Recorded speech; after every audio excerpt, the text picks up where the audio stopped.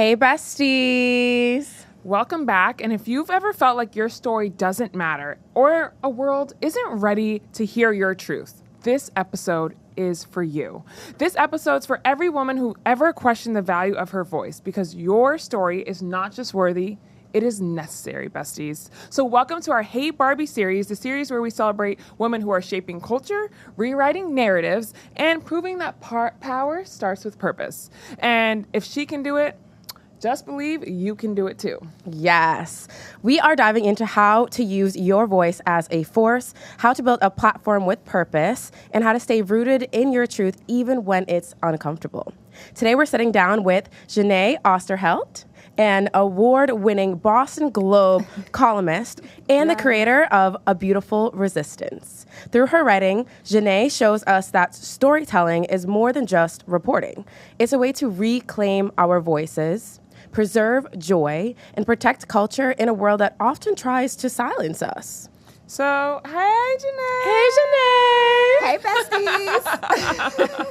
How are you doing? Honestly, I have to start off and say she came in with just such grace and such power, and we are so happy to have you today. That is so generous. I feel like I came in like a little, with my flying by the seat of my pants on fire. But OMG, no. We wouldn't know. But We can't tell. always with open arms and love. Always. We felt the love and the realness and your authenticity, and we admire you. So we're so excited to chat with you, learn all things about you and your life and your story. Yes. So She brought us these beautiful goodies that I want to take a moment to highlight from Beautiful Resistance. So we will make sure we get into this, but I wanted to just highlight it really quickly because they're so cute and demure. Very and mindful. Baddie Besties coded, actually. So yes.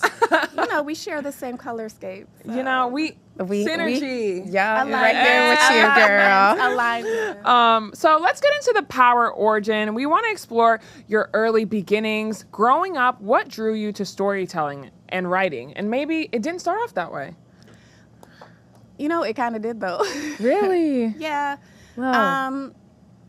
So I'm trying to figure out how to say it without saying too much. Oh. I was a latchkey kid, 80s baby. My parents were very young, so I was a kid who literally stayed at home by myself in kindergarten. I would let myself in after school, make my little PBJ. I was in a lot of summer reading programs, books. Pop culture literally raised me. Like, it's not an overstatement to say that. Like, it was my babysitter, whether it was books, TV, music.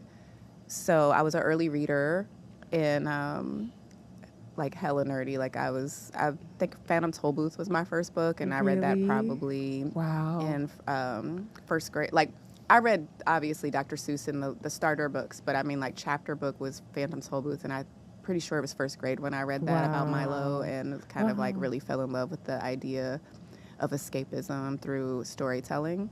And I would just make up poems, and my first poem was about a PB&J because that's what I knew how to make. So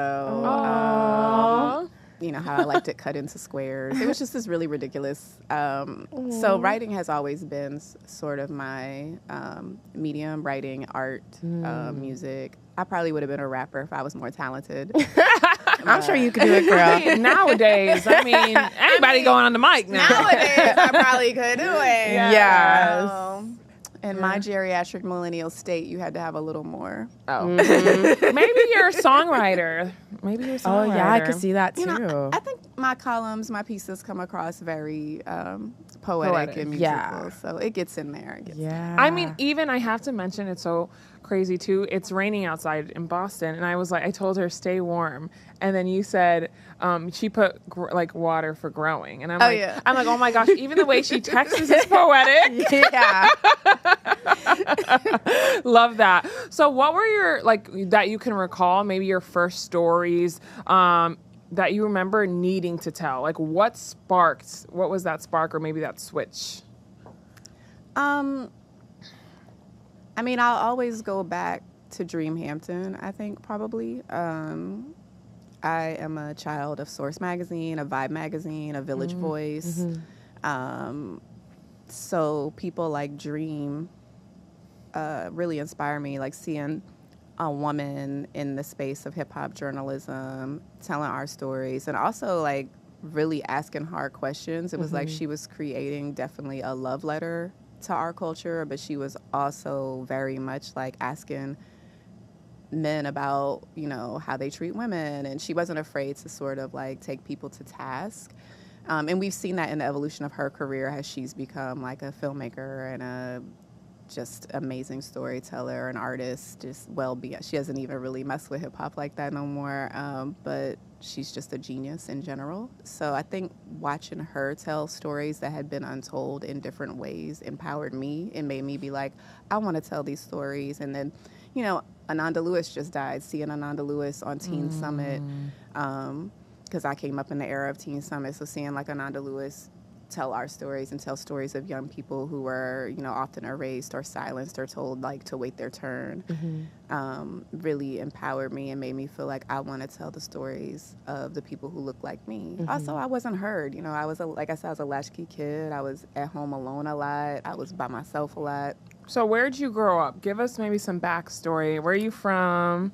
Ooh, I mean, Virginia.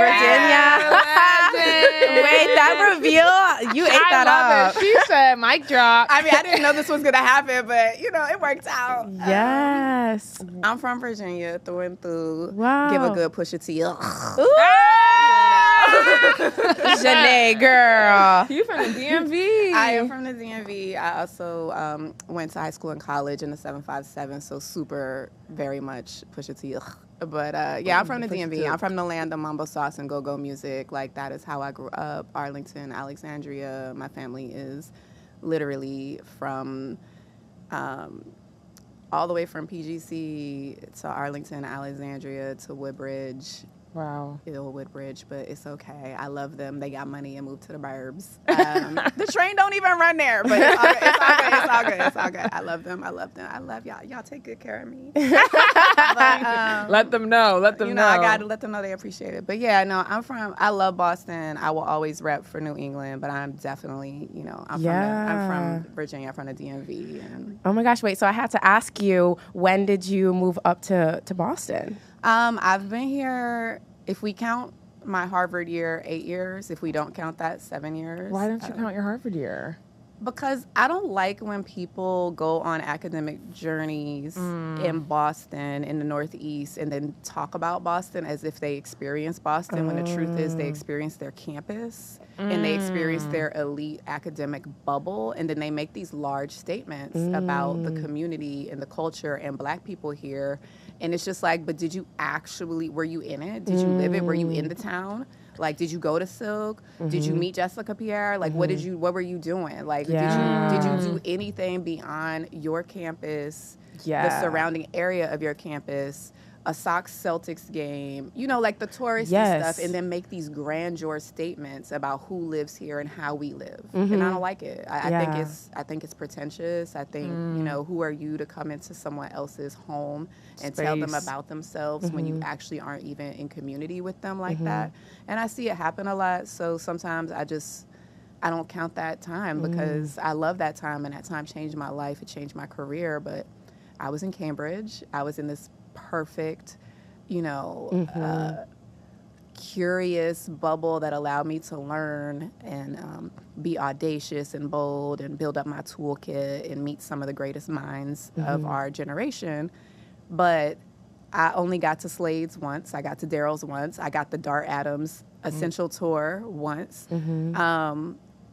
So it's not that I didn't get out to Boston, but not enough to like, say I live here to claim. Yeah, I got you. That was when I, you know, got recruited by the Globe and came back, and I very intentionally was like, oh, I'm moving to the South End, and you know, I'm gonna be, you know, in Chinatown at Roxbury, Dorchester. I'm gonna be in the town and like get to know the town and be about it. So that's why I have that sort of. Oh, I totally get that. We went to Boston College. I grew up in Braintree, and obviously at BC, like we can attest to what you mean by living in a bubble and your own like perception of what the city is. But even when I'm outside of the state and I'm talking to people who've never been here, or maybe they only visited, and then they're like, oh, I mean, I'll be frank. They'll be like, oh, it's like all white people or mostly white people. That's a big thing. And I'm always like, no, like you kind of have to know somebody who's from here because we have spaces. But if you just go to Seaport and walk down the strip, like you're not in a space that's like everything that we have to offer. So to run with it. Yeah. Right. Before I get into this topic, though, I have to introduce, because this is an important topic. I need to if people that don't know and the viewers that are listening, Jeneé, I got to toot her horn. Like she mentioned, she's a 2022 and 2023 Nieman Fellow at Harvard. Yes. She is known for her series, A Beautiful Resistance. Jeneé uses journalism as a tool for truth-telling, healing, and joy. So I do, since we are getting into just maybe the perception that Boston is one way. But before I get into that, also Boston is also known for having world-renowned education, and you spent some time at Harvard. I want to kind of deep dive into that. I mean, we're products. We went to a PWI. We have our own experience, but curious too. I mean, you went to the most elite institution here, and I mean, in my opinion, my humble opinion, I know there's plenty of other ones here, but would love to hear more about your experience and what that was like. Yeah. So I am Nieman class of 2017. But it was interesting. My mentor wanted me to go do the Nieman. There's a couple of very elite journalism programs. Nieman is one. There's the JSK at Stanford. There's one in Michigan. And I only applied to 2 of the 3. I applied to Stanford and Harvard. I really only wanted to apply to Stanford. Really? I built a lot of my career in the Midwest, in Kansas City, Missouri, and it's landlocked. I grew up being able to go to the ocean and go to the beach, so I really, I think I was just seeking warmth and like something different, and my mom loves the West Coast, so I was just like, I'm gonna go to Stanford. Also, I consider Stanford like a little more like experimental, but that was also my own decisions on what I thought these institutions were. So I didn't apply to Michigan, not because it's not great, it's just I wasn't interested in being in the Midwest any longer. And I got into both. I ended up magically getting into both Stanford and Harvard, and shocked myself by accepting Harvard, because the whole time I was like running towards Stanford. But something, and I tell this story, people always think I'm bullshitting, but I'm really not sorry. Am I allowed to come? No, you are. You are. You're fine.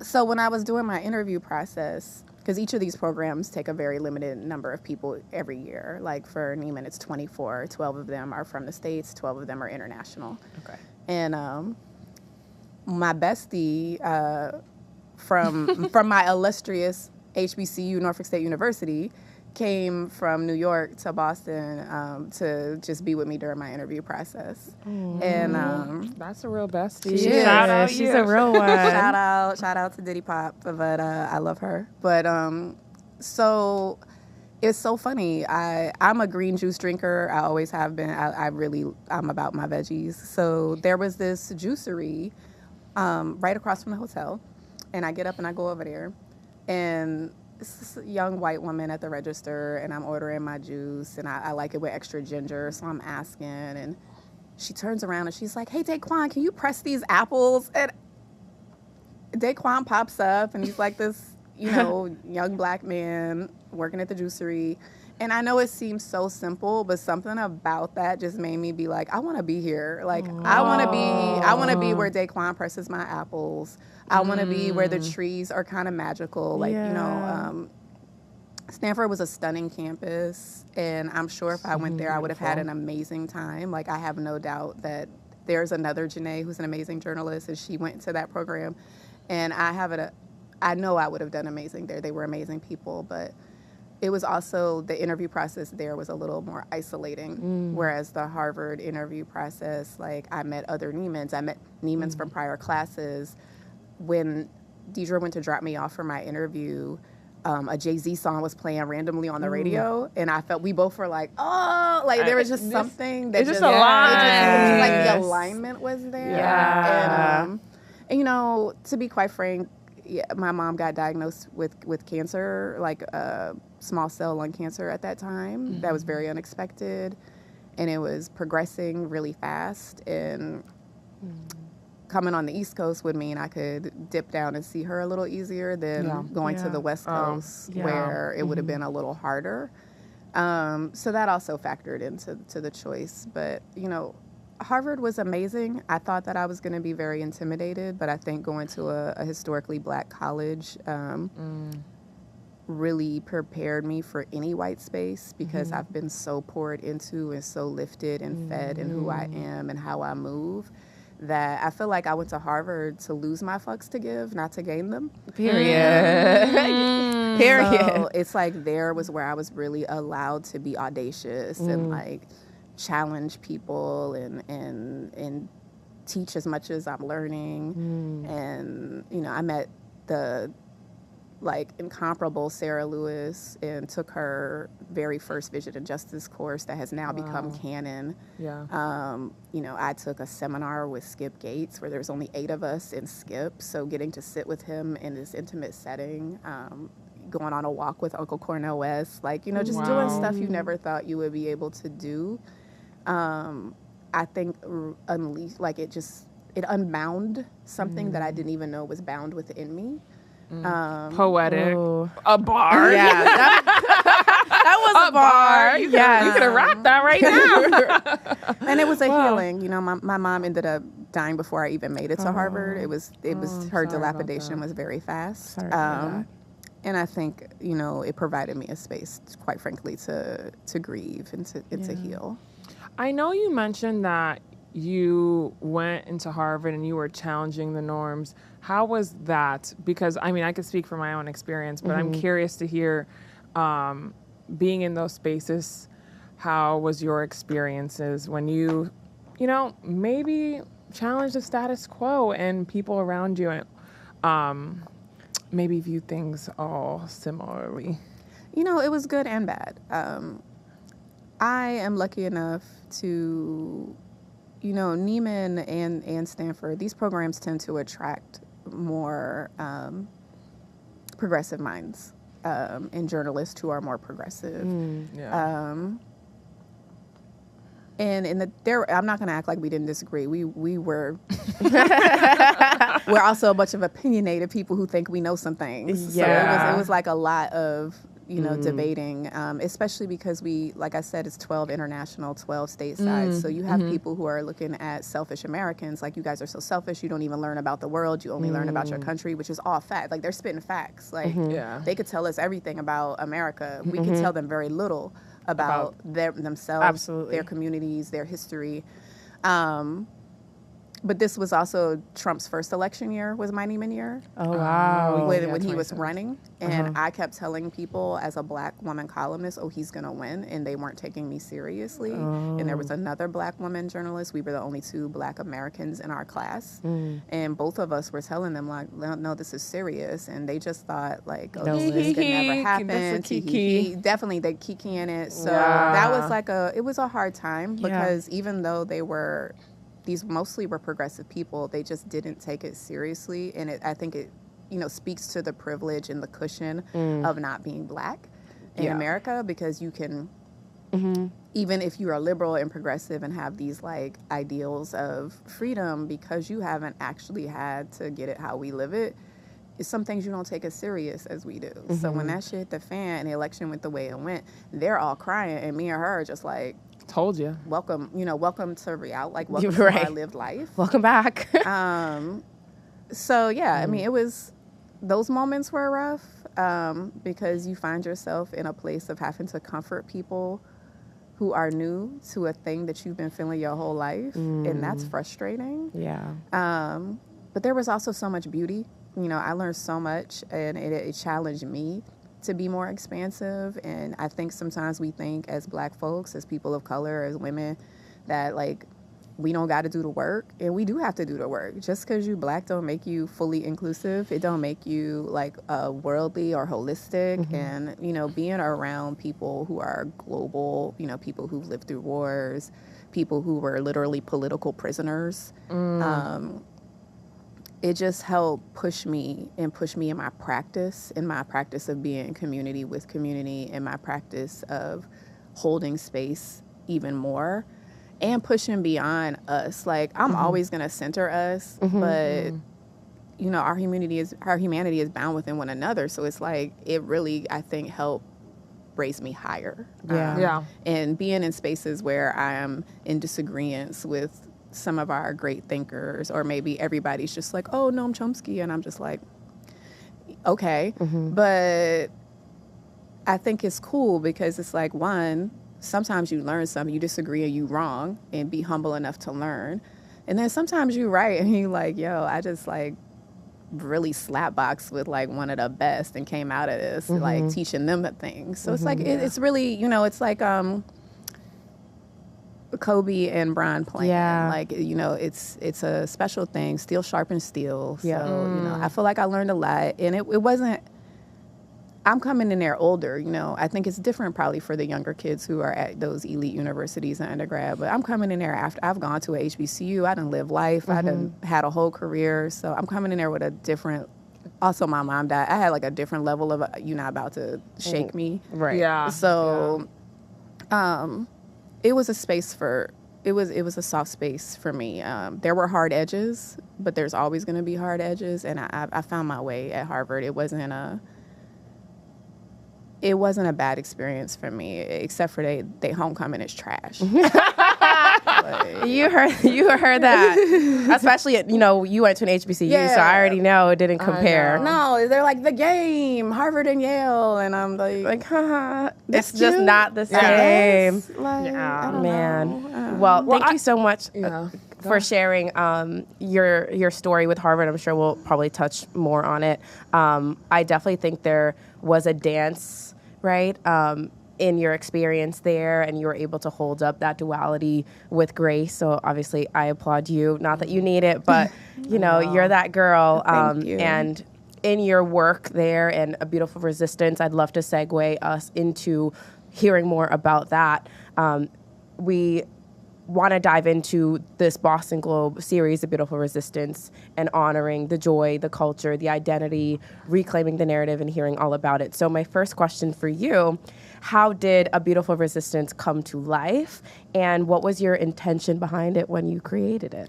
All right, so I'm trying to be brief here. This is why I always ask the questions and don't answer them. It's like it's very rare that people interview me. Oh my gosh, give us the tea. We want to know. So, you know, I started my career as a music critic, very much, you know, literally chasing Dream Hampton and Ananda and the like. Wow. And so I was a music critic for a really long time, and then I became a pop culture columnist, like a culture critic, a broader type of writer. I was living in Kansas City, Missouri when Mike Brown was murdered. It changed the trajectory of my writing. As a critic, as a columnist, you have a certain level of freedom and power and leadership. So I went from writing about concerts and like the 5 best brunch places and fashion to very much like writing about Black Lives Matter, writing about trans lives, really digging deeper into like, you know, I looked around in my newsroom and who was writing about these things and who wasn't, and I was like, I have a responsibility. Yeah. What made you feel called to do that? Honestly, I think it was it was remembering the people I grew up with. Like, you know, everyone likes to say they got it from the mud, and I think no matter where you're from, there is mud that you're getting it from. Like, you know, we all have things we're going through. You know, I come from the mud. Like, you know, my dad's very big, proud accomplishment is that, you know, me and my cousins are first generation out the projects. And one of the things that I've always found astounding about that is that we just lived across the street. It's not like we, you know, made it very far. My dad's dream for me, my mom's dream for me was just to be able to take care of myself. They didn't have like, oh, she's going to go to college and she's going to go be a big writer. It was really like their dreams were like, can we teach it how to take care of itself? Like, which, you know, in some hand, that's like sad. It's like, oh, all that trauma. But on the other hand, it's like, bro, it's amazing. Like, they're just like, how can we create a self-sustaining human being that can make it in this, that can navigate this world? So I think when Mike Brown was murdered and when we were seeing a lot of things happen, resistance against gay marriage, because this was like as gay marriage was becoming legalized, I was sort of, you know, that act of remembering is such a powerful thing. Yeah. And like remembering who I come from, who I belong to, what they went through, what they were still going through, and how I was serving them.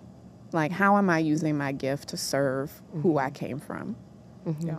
And so that's kind of how I started more digging into that. And it ultimately led me to the Nieman. And I was writing about a housing crisis after my Nieman. Like, I went back to Kansas City, which I didn't want to do.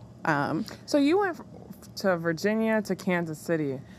I know you said you worked in the Midwest, so why that switch too? When I was 21, I graduated college at 21, and I was working at J. Crew. Shout out to everybody who works in J. Crew and Express, all my retail girlies getting it to support their dreams. But I was definitely a retail girlie supporting my dreams. And I couldn't do an internship. I was too broke. Like I said, my family, I didn't have that type of situation. So it's like I needed to be paid. I needed to make money to feed myself. So I never had an internship, and I knew I needed that. You know, it was nearing graduation, and I was just like, oh, am I going to have to go to grad school? Which you could do that as a journalist, but our trajectory is more like you need to be writing, you need to be publishing. Yeah. So there was this program called the Night Rider Rotating Internship Program, and you'll notice a thread here in my life where it's like these elite programs that I magically find my way into. No, that's magically. That's God. Alignment. It's God. It's divine. It's divine. So, you know, Mr. Kuntz, my professor at Norfolk State University, rented a van, took us to Detroit to this job fair called the Spirit of Diversity. And there was this program, they only chose, I want to say it was 8 people a year. It was a small number. It was less than 10. It was very small. All of color. And if you got into this program and survived it, you would get a job in journalism. That was the legends. This program had been named many things over like the course of 30 years. By the time I got to it, it was the Night Rider Rotating Internship Program. I think before that it was Cap Cities. It had been other things. I met a man named Reginald Stewart, who's like a legendary Black journalism recruiter. And he looked at my clips, which were not very many, because I wrote for the school paper. Yeah. Some of it was poetry. And he just wrote on top of it raw talent and like in big letters. And he was like, look, he's like, I'm going to start sending you news stories, and I want you to apply for this program. And he started mailing me, literally mailing me some of the best writing he would read, you know, week to week. And had me apply for the program. He was like, it's a long shot that you'll get in. Almost everybody who gets in this program has had multiple internships already. You've had none. I got in. I wrote the essay. I applied. I got it. Jeneé, this is like a movie. I know. Like it's playing, I know. It's playing in my head. Like I could see myself watching. I know, but it's like I need some popcorn. This is like a movie. So I get in the program, and the deal with this program is it's a year long. You leave right after you graduate college. Like you don't get a summer. Like you get like 2 weeks to pack your shit. You gotta have a car. I did not have a car, so I'm scrambling with my little J. Crew budget. No money, trying to get a car. I got me a little Volkswagen Beetle, a little silver Girl, I worked Beetle. at Bloomingdale's when I was in college. I know. You know, I got my little Beetle. And they were like, you know, you're gonna go to 3 different states in 1 year. Wow. And you're going to live there, each state 4 months, and you have to drive. One of the caveats is you have to have a car, you have to drive yourself, because they want you to have that, like, grit experience. Of so like, how did you get the car? Girl, like, I emptied out my bank account. Wow. A different bestie, the other bestie that drove me to the Harvard thing, she was there at the time, but our other bestie, Jamie, co-signed on a loan for me. Wow. You see, this is what this is about. Besties. This is what this is about. Like, seriously. That's like it was love, it was though. no, like, it was for real love. My you know, the love of my college life, of my young life. He was holding me down at the time, and it was just it was really like, you know, friends and chosen family, loved ones, really looking out for me, like for real looking out for me. I was living with a childhood close friend and her mom. Like, I mean, it was literally a network of chosen family, like just being like pushing me along, like you got this, like go for it. Like nobody's self-made, that's bullshit. So it's like, is pushing me. And so I got assigned to Kansas City, Missouri, to St. Paul, Minneapolis, and to Walnut Creek, California, which is in the Bay Area of California. So you would have to drive. Over the course of a year, I lived in California, in Missouri, and Minneapolis. Wow. And I drove myself to all the places. I wrote a bunch of stories. I covered Aaliyah's death. I covered 9/11. I covered Erykah Badu's backup singers. Wait, this is crazy. And you know, at the end of the year, I was offered a job, and it was in Kansas City. And I could have said no. I didn't want to live in Kansas City, but I also wanted my dream. So I was just like, fuck it, we ball. So, yeah. And I mean, that's kind of, you know, I went after it, got after it. And that's like the very long way of saying, like, you know, how we got to A Beautiful Resistance is, you know, I leave Nieman. I did not want to return to Kansas City. I had been underpaid, overworked, and treated very poorly by the establishment at that media company. And I was doing really well, but I had like 80,000 unique readers to my column, you know, and I was writing 2 to 3 times a week, which at that time it doesn't sound like a lot in these. It sounds like a lot to me. But at that age it was, in that era, it was a lot. And there were other columnists who wrote, white columnists who wrote way less than me, did not have that following, and were paid $30,000 more. Literally $30,000 more than me. Wow. So I was being treated poorly. I was having my life threatened by readers. The company wasn't doing much to say. I had my life threatened credibly, and they told me I could park closer to the building, but I had to pay $20 more. What? Yeah, it was just, and my editors were amazing. Like the people who edited me and raised me in that newsroom were amazing humans. So it's not about them. It's about like the actual the institution. Yeah. So I just didn't want to go back. I also was newly divorced and didn't want to go back. You know, he's from there. That's his home. So I'm just like, you know, I'm ready to go. So when Harvard ended and I had to go back, I was mad. 1 second though. So that wasn't the college boo. No. College Boo is literally one of my best friends to this day. Wow. Literally, he is one of my best friends to this day. Oh, so you met somebody while you were in Kansas? In Missouri. Oh, okay. So Kansas City's in Missouri. It's a thing. You don't want the Midwesterners mad at you. Yes. Clock it. We know Kansas City. Yeah. I mean, we know the Chiefs. Yeah. Too. But, so you met him there, and y'all just didn't work out, and you're like, when Harvard happened, you just... Yeah. So I was newly divorced. My mom had died when Harvard happened. So it was, you know, it was a lot of mess happening, but a beautiful mess. But so how we get to A Beautiful Resistance is, you know, I leave Harvard. I returned to Kansas City. I thought I was going to get a job at like the Washington Post, or at the time it's now called Anscape, but it was Undefeated. I met Kevin, who founded it and was making it, and I thought maybe I'd get in there and I'd go back home to the DC area, and it didn't work out. I came really close and it just didn't work out. So I go back to Kansas City, but I go back there on some new shit. Like I go back there on some like fuck all you hoe shit. Like, I go back there writing with a level of fury that I just have never written with. And with intention. It wasn't just like, oh, she mad, right? I was just, I was going in. I was challenged. Anytime they did something that I thought was like ridiculous as an institution, I was like directly challenging the publisher, like, why are we doing it this way? So, Jason Tuohy here in Boston was the founder of the Boston Globe's website. He is, you know, one of the early pioneers of express desk type news, and his wife has family in Kansas City. They're traveling. He comes across a series I was doing on a housing crisis and how big white condos were gentrifying downtown and pushing all the artists out, and starts following my work, follow me on Twitter. Or X, or whatever we call it now. And it really goes down to the DMs. He slides in my DMs. No way. Says he saw my work. Says he noticed that I was recently at Harvard. He'd love to have a call. I'm thinking he just wants to talk about the Nieman, because journalists from all over the world sometimes will contact you if they saw you did a Nieman. So he calls me, and I'm literally like about to get blood drawn, and I answer the phone because I'm just not taking it as seriously as I should. And he's like, hey, I've been reading your work. My wife's family's there. I came across your piece. I've been following you for a couple months. Like, what would you think about coming to Boston? And I'm like, what?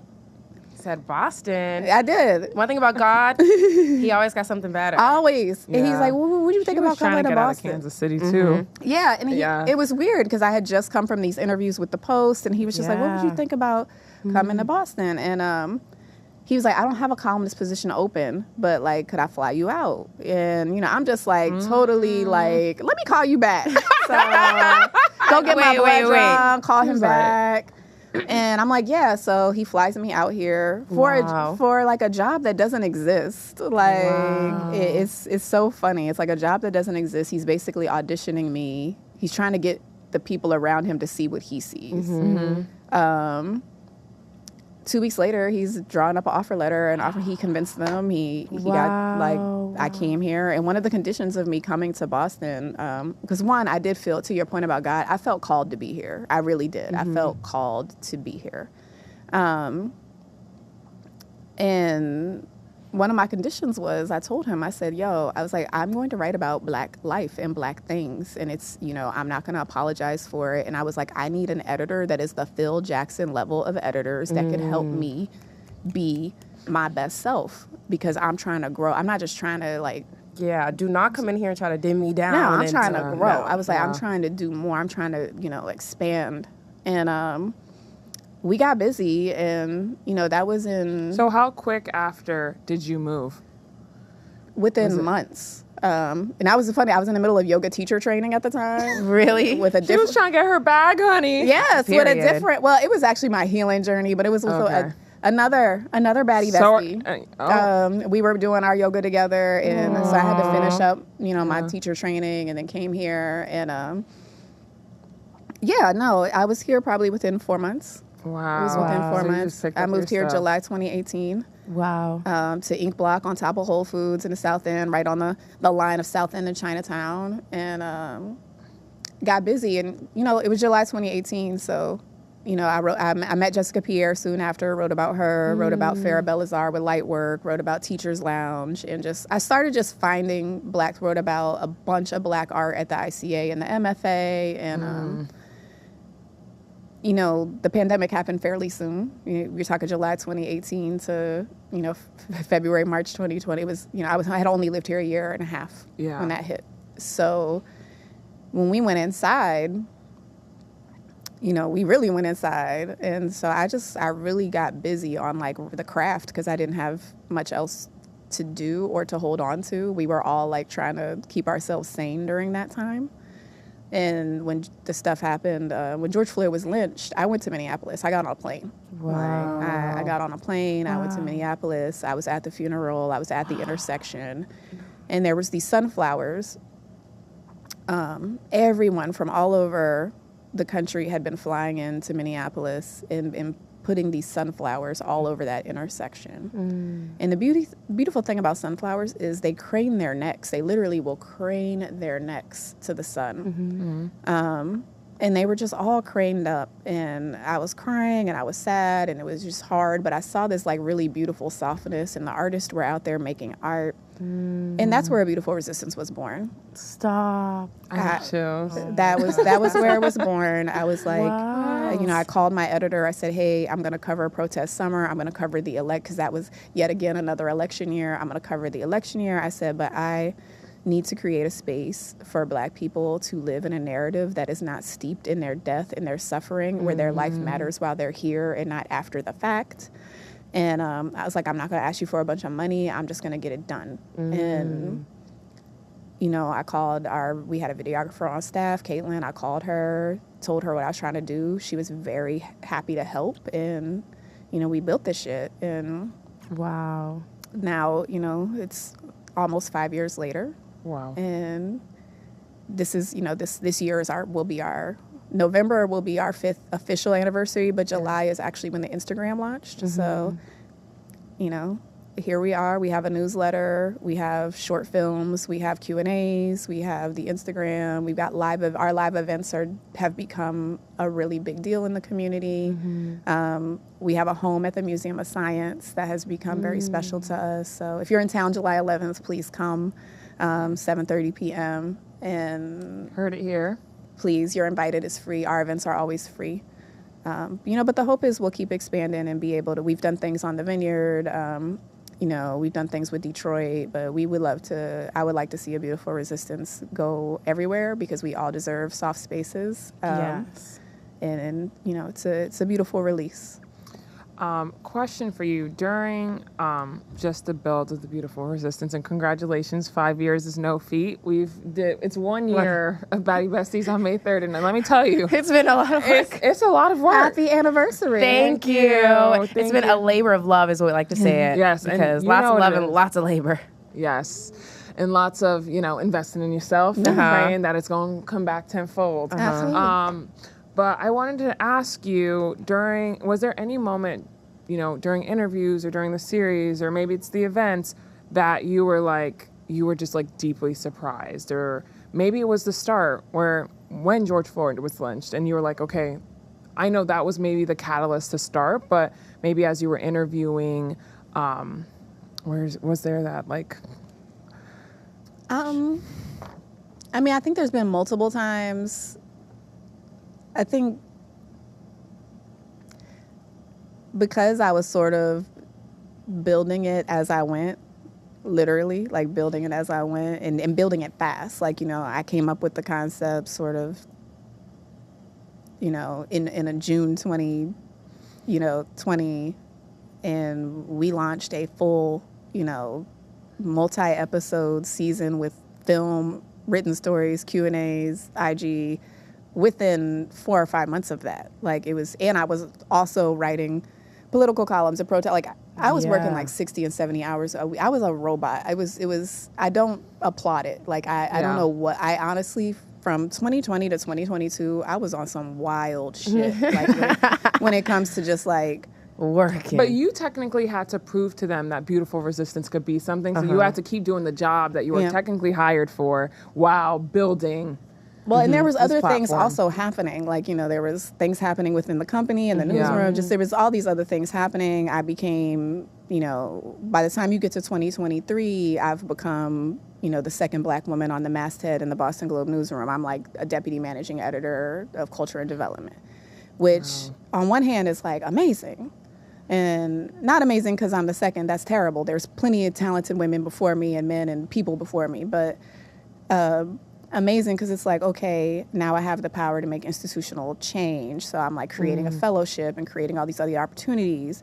But on the other hand, it's taken me away from my creative craft. So I don't have enough time to build the thing I've been building. So the thing I've been building is starting to look different. And people are where's the episodes? Where is this? And then I start doing live events. And I'm well, here's live events. Here's a newsletter. But what people don't know is I have 6 unreleased episodes. And they're gonna come out this summer. They're old and I feel bad about that, but I was going through shit. I had 4 friends my age die, all in the span of a year. My dog died. Wow. There's just a lot happening while also trying to be a leader. Yeah. And, now my dad is sick and he's dying. So there's just a lot happening. And it's this work means everything to me. But I think what's been surprising is how much space we hold while we're, excuse me, I need water. Oh, it's okay. I think we have one. I think inside. Okay, here we go. I'm good. Oh, okay. You sure? Okay. Yeah, it's back. Okay. I've been talking too much, but no, never too much. We're eating this up. I think what's been surprising is how much capacity we have, how much space we hold for other people, for joy and for love, even through pain, even through grief, even in the morning, even when it's storming. It's why when you said stay dry, I was water for growth. And it's only because it's always perspective. And I think A Beautiful Resistance has given me so much perspective because I was building this thing of joy and love and celebration during a time of mourning and great pain. for us, for our community, for the world, but also for myself. And, you know, there were times when people were so happy about this work when I was like in the house crying and they didn't know like, oh, she's going through, you know, they don't know. Sometimes you're not a person to people. You're just like a vehicle.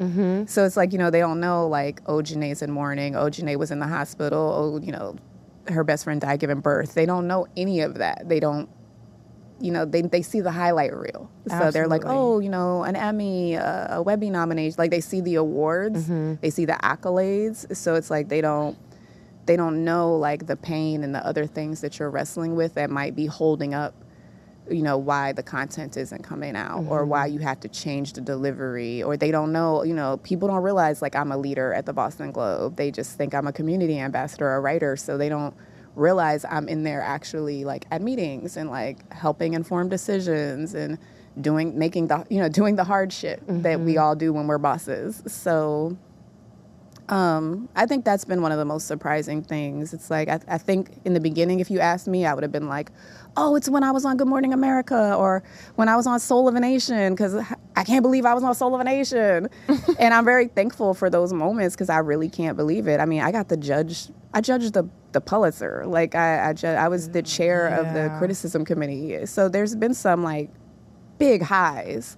But I think the biggest surprises for me have come actually in the lows, in the dark, in the rain, because it's the choice we make. You know, the choices that we make to climb out of that and to not let it consume us. And that's the beautiful resistance, to focus on like what you're reaching for. That's been the most surprising. And there's been amazing people I've interviewed and amazing people I've shared stages with who I love, and I don't take it for granted, like being able to share our story. Every person's special. Like every single person has a gift. There are no, we are all so beautiful. Like we really are. We are so beautiful. So that's never surprising to me, but I think it's the choice. Like our lineage is one that we have always reached for the beauty. We've always reached for the love, because it's in the love and the joy that you remember while you're fighting. Yeah. And I think that's always the constant surprise for me. Like, you know, as my dad is like literally, you know, stage 4 cancer right now, similar to my mom. You know, he's 64 years old, newly 64. Wow, so he's young. He's very young. And going through all this stuff, and he's still making jokes. You know, he told me, he was like, you won't even let me eat my meat. I just got to eat veggies. I feel like a black salad. But you know, that's what he said. I feel like a black salad. But it's just like, protect that black It's these choices. It's these choices, though. It's like choosing joy even in despair. And it's not that we don't recognize our humanity. It's not that we don't recognize our despair. But it's that like we are so expansive, and that's what constantly surprises me. Is like we have all this capacity and space to be many things at once. And I think when we live in that, I felt that, and we allow space for that, that's where magic and freedom and liberation movements can be built. Thank you, Jeneé, for sharing your story. I'm going to get into our next segment. If Jeneé can do it, that means you can do it too. I know she named all of her accolades, and she's just killing it in the game. So we wanted to ask, what advice would you have for any young woman that's watching today, or viewer that's watching today, that wants to write but feels like her voice won't be heard, or maybe is nervous about that editor that's telling her, you know what, maybe that's too much, or, you know, you don't want to push the buttons that way? What would you tell them that's watching today? A few things. First, do it scared. You know, everyone thinks like fearlessness is bullshit. That's not true. Everybody's scared. It's a human emotion. So I'm not encouraging anyone to be fearless. I'm saying do it scared. Do it scared. Be prepared, but do it scared. I'm also saying you're never too much. You are perfectly enough. You know, I absolutely had an editor one time say, that's a little too Jeneé. So I took my piece and gave it to a different editor. What's a little too Jeneé? That right. part. What does that mean? That part. But that part. So it's like, you know, in many ways, the answer is always get over yourself. And sometimes when I say that to my mentees, they think I'm being mean, and I don't mean it that way. I say it to get over yourself. Get over the lie you tell yourself that you don't have a voice, that no one's going to hear you, that you don't matter, that you're in it alone, that nobody knows you. Don't believe that. Don't believe that hype. Believe the good hype, you know. Give yourself 2 teaspoons of that over-the-top confidence, that like Beyonce, Giselle Knowles, Blue Ivy Carter confidence, that roomy whimsy. You know, allow yourself room and dream bigger. I wish someone had told me dream bigger. I feel like sometimes, depending on whatever, you know, pot you were born in and how big it was, how much sun and water you got, your aspiration might be here, and then you get there and you're like, I did it. And then maybe after a while, you don't love it so much. And you forget that you could go here, or you could go here, or you could wind your neck around and go here. So give yourself permission to expand. Give yourself permission to be who you are. And nobody is your voice. I'm not the voice for the voiceless. We're not a voiceless people. I am a mic. I am a tool. I am a space sharer. I amplify so other people can be seen and echo. I'm a witness. But we all have a story to tell. We all have a voice. We all matter. So I would tell them to just start. Like, just start and give yourself permission to dream. Well, you heard it here first. First of all, also another bar. I feel like you're just like a walking poem. She's a gem dropper. She's a walking poem. She is. So we're gonna get into our next segment. I know we couldn't like cut any of this because we have to get anything that Jeneé is sharing. We need to receive today. Come on. So we want to get into our next segment really quickly. Just legacy and language. What does legacy look like to you? What maybe is Jeneé's legacy, and what are you planning to leave behind on this earth? You know, I had hoped it would be kids, but that doesn't seem to be my legacy. So I think my legacy is in the people that I inspire, the people who I share space with, the people who I love and who love me back, the people who I remind that they have room to do, you know, to go after what they want. You know, they belong in any room they're in. Like, I think that's my legacy. The people you touch? Yeah, you know, all of my baddie besties, you know, I look at, you know, like I said, my baddie bestie in Boston is Melly. And, you know, I look at Melly and I think, you know, I can never take credit for anything Melly's doing, but I love her as she loves me. That's my sister. So whenever I see her growing and doing things, I feel good. So it's like if I die tomorrow and Melly's still off doing dope shit, then I live through her because she's carrying me with her. So I live through, you know, my niece and nephew. I have like multiple nieces and nephews and godkids. So it's like when my niece and nephew call me and they want my opinion on our fit or like what they're studying or like money to take a class, I'm like, that's my legacy. Like, it's all these different little things, you know, a million little whispers. So, you know, it might not be a bloodline, but it is, you know, it's my words. It's my stories that someone will stumble upon. It's anytime somebody remembers to choose their light in the dark and to know that they matter. Anytime someone remembers that, you know, I loved on them, you know, and that they can love on someone else. That's my legacy. Wow. What about the legacy that you're leaving in Boston? So, you know, in Boston it's complicated. People give me a lot of credit here, and I really do respect that. I appreciate that they do. I appreciate that they recognize that, you know, I came to the Boston Globe and built something that wasn't there before in that place and in legacy media. And, you know, I built a fellowship there that didn't exist before that is creating a pipeline of talent. And I changed some of the parameters around our internship program. So who's telling our stories is changing in Boston. And I don't take credit for that, but I helped. But, you know, I look at people like Farah Belazar of Lightwork, and, you know, she was doing what I'm doing. She wasn't doing it journalistically, but she was creating space, and she's been doing it for 13 years, and she deserves her flowers. You know, so I look at people like her. I look at people like Dart, who came before me, and who've always been trying to champion Black Boston, who are Black Boston natives that deserve their flowers. And, you know, I never want to take away from their legacy. I always want to hold space for their legacy. So I don't know. I'm not sure what my legacy in Boston will be, other than, like, I show people how to be in collaborative, creative community together without competing. You know, everybody thinks that they got to go to brunch together to build shit together. I don't have to like you to love you. And I think, you know, I feel like I have kind of added that twist to things, because there's a lot of people who think that they got to like each other to create change. But I don't know. I think you'd have to ask Black Boston and people in Boston of all identities who know me and know my work what my legacy is here, because I think it's hard for me to see it right now. So I just know that I hope that I left the space better than I found it, and I never want to be the transplant that came in and, like, took instead of gave. No, we already know you're a giver through and through. I appreciate you sharing your story, and I know you're leaving a lasting, or you will leave a lasting legacy eventually in Boston and in the world.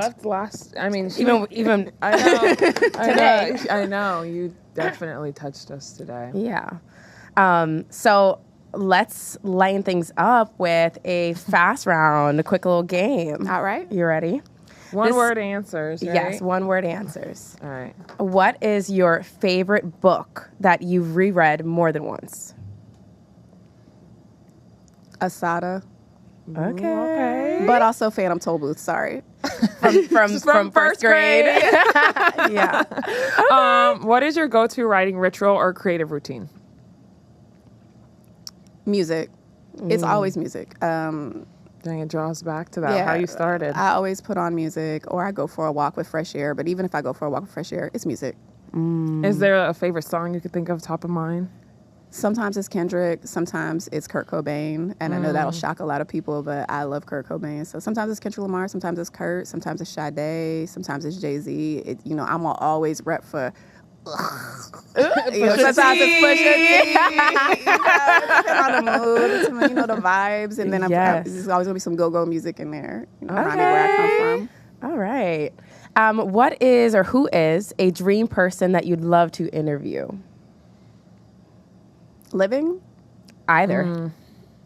Alive will probably be Sade. That's just Love. forever an icon.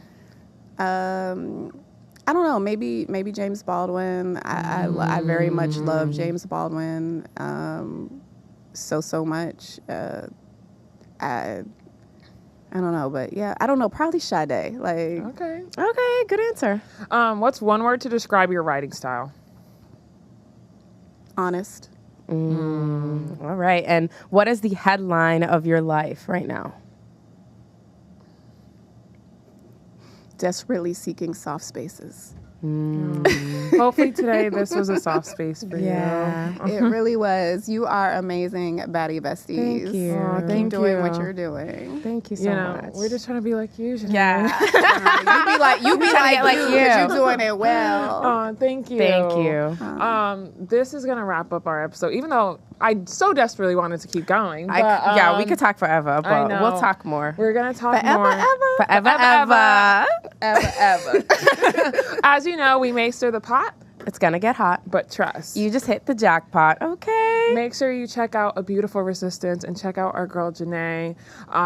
This episode honestly feels near and dear to our heart, so make sure you stream, like, subscribe, and give us 5 stars. You know where to find us. Love you.